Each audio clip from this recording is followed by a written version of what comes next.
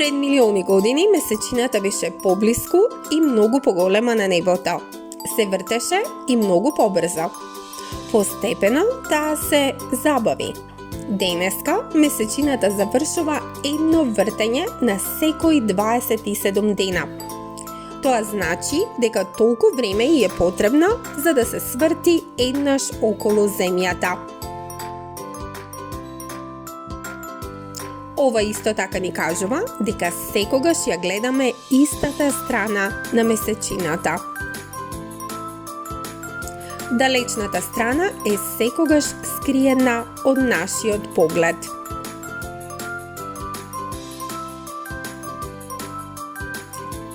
Месечината нема своја светлина. Таа сјае, рефлектирајќи ја сончевата светлина.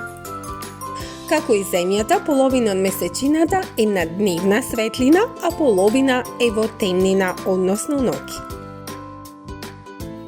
Ние понекогаш ја гледаме нејзината дневна страна, односно полна месечина. А понекогаш пак гледаме само тенка, закривена област на светлина, наречена полумесечина. А има и денови кога воопшто не може да ја видиме месечината, бидејќи ја гледаме нејзината сенка. А има и такви денови кога воопшто не можеме да ја видиме месечината, бидејќи ја гледаме нејзината темна страна.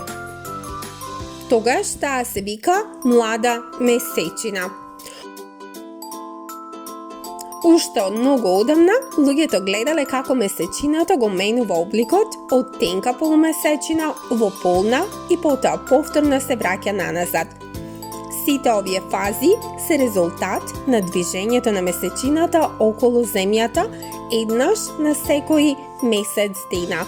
Овој месец се користи за мерење на времето ширум светот веќе илјадници години.